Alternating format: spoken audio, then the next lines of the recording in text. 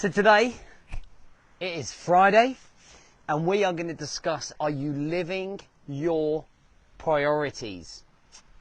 Are you living your priorities? Welcome to the Rise to Thrive show. I am your host, James Bourman, and if you are coming through, then please do hit the love heart button and comment down below what your top 3 priorities are, key priorities are in life. All right? What are your top 3 priorities in life? I want you to stick down in the comments directly below. Oh, thank God it's Friday. Thank God it is Friday. It has been a mental week. And I don't think we have emotionally recovered from the wedding on Saturday. So I've been pretty strict with getting up at 4:15 still. But I'm looking forward to a lion at the weekend, man. A couple of good things happening at the weekend. Darcy's first birthday. If you've been following me for a while, you'll also be thinking, where's the last year gone? Huge shout out to my fellow former Royal Marine, Darren, who's starting his brand new boot camp Saturday. We're going down to support him as well. If you're just coming through, guys, what I'm asking you to do in the comments is put your top 3 priorities. Priorities, right? Interesting thing, I think, priorities. It's kind of putting that thing in a category of importance, right? That thing could be anything about what is a priority to you. So if I was to ask you what your top 3 priorities are, which I have, which you should be right now writing down in the comments, what I would want you to ask yourself truthfully and honestly is, are you living that priority? So more than likely, what we're going to get in the comments are family, health, friends, whatever. But usually, I'm usually going to sort of like take this and go, all right, family. So when people write family as their priority, I wonder whether they're living it or whether they're just writing it down to feel that that is their main priority. And although in here internally it might be, and that's the thing that you prioritize most in the world, do your actions reflect it? Do your actions reflect that priority list that you've written down? And I wrote this in my first book, It's a State of Mind. Are we living those priorities? For example, are you getting home on time to be able to spend that time with the family? Are you putting your children down? Are you supporting your wife around the house, emotionally, mentally? Have you asked her what she's going through right now at the minute? Have you figured out what you can do to help her more? How much time are you spending with your kids? How many times have you put them to bed in the last 30 days? And this is not for everyone. Not everyone's going to be in this boat. But there is a small minority where work gets in the way of that. Where obligations to work, where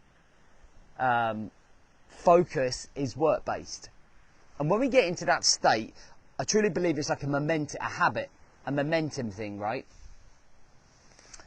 And we kind of get into that rut of, or that flow, or that momentum of being obligated that we have to work, and work takes over. But it doesn't just take over in a physical sense, it takes over in a mental and emotional sense, in that type of form. That's how it lives, that's how it manifests. And because you're constantly thinking about work, you're kind of thinking about the people in work, the situations that happen with work. We never have a system in place to be able to... I don't know what you mean by, we never have a system in place. All right, Siri. We never disconnect. We never disconnect from that. So it's not just a physical thing, it's a mental and emotional thing in terms of priority. Are we being present with our wife? Are we on our phones? Are we talking? Are we sitting on the sofa? And we're both sitting on the sofa, both looking at our phones, of both watching something on telly and not actually connecting with each other, because actually you're still slightly working on your phone, or you're checking your emails, or you're thinking about something to... And don't get me wrong, there are periods of time when we have to go all in on a project. But when it's consistent, when it's all of the time, when work completely consumes you and it stops you from focusing on your health, mentally, emotionally and physically, when it stops you connecting to your children or your wife, when it consumes your mind and your emotions, you almost become a prisoner, right? And that's where the disconnect, we completely unplug, disconnect from what's going on around us. Here's a thought. You could be made redundant at every time, yeah? You could be made redundant at any point. You could be made redundant from the job that you're in, the job that you are giving 15 hours a day to, 12 hours a day to, working at weekends to, working through the night till. Like, you're doing all of that and it completely consuming your life, right? It completely, like, tearing down the way that you live.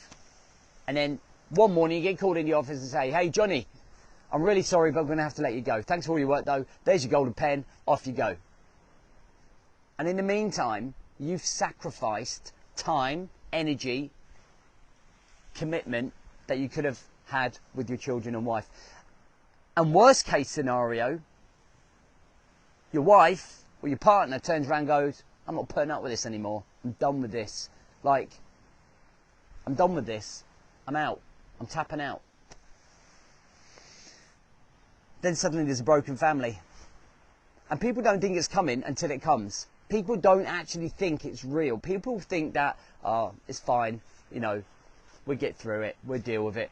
I've just got to spend more time. And we ease the guilt and we ease the reality by turning around and going, it's fine, it's going to sort itself out, we're going to do this, we're going to do that. And it doesn't happen. And the next thing you know, your bags are packed.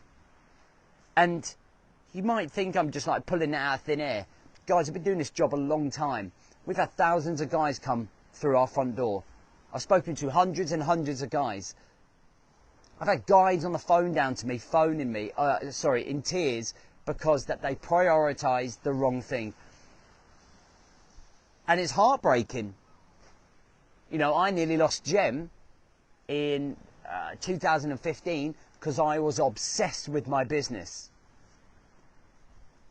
And I would never pay her any attention. I would not be committed. I was not connected to her. And she turned around and said, it's me and the business. And I chose her, obviously, being married. But we have to understand what our key priorities are. Okay, we have to understand the importance of the people around us that matter to us. We have to understand. You have to understand the high level importance of your health, mentally, emotionally, and physically.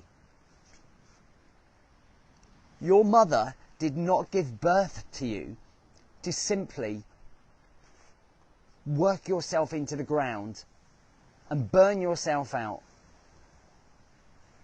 and not get after it in life with people and things that matter. We've all got to work. There is no two ways about it. I'm not saying don't work. I'm not saying don't be really good at your job. I'm not saying don't go at it at work. Like when you're in there for 9, 10 hours or 8 hours, whatever it is, you get after it and you show them who's boss. Like I do when I work like a Trojan. But then there are barriers in place. There are barriers in place, structures, systems that allow me to focus on my other key areas. That's why there's 4 pillars in here, right? There's health, there's relationships, there's personal development, and then there's the business side of things. And getting the balance between each of those pillars is life-saving. It's family-saving. When I hear about a family breaking up, it is absolutely devastating to listen to. It's the worst thing. It is the worst thing. But when I hear about a wife and a husband reconnecting because the bloke sorted himself out, it's the biggest reward. It is the biggest reward. When I get an email from a wife or a girlfriend saying thank you for giving my husband back. There is no better email that I can receive. To me, for me personally in my job, when I see a marriage reconnect because that man has found himself again and he has decided to lead himself again, that's powerful for me. That's enough for me to be able to get up at 4:15 every single morning. Do you know what I mean? You've got to start taking a look in the mirror and start reconnecting with the key priorities. And that starts with writing down what your priorities are and what your priorities currently are in terms of how you are living your life. So there is a set of priorities that you feel are your priority, and then there is a set of priorities that you're living. And that's where you have to be honest. Because most of your priority, if you are honest, is work. And whether you like it or not, it is. Because that's what your actions are telling us. Doing the extra hours, working on your phone, ignoring yourself. Do you know what I mean? Whew! That's the deep one, right? So listen, have an amazing weekend. We got a 5-day challenge starting next week. If you're not on it, and you need to be on it, get yourself on there. We're going to reconnect you to those priorities. Doesn't cost a thing. And I really hope you have an amazing weekend. Hope you get after it. And I'll see you Monday morning for the next show.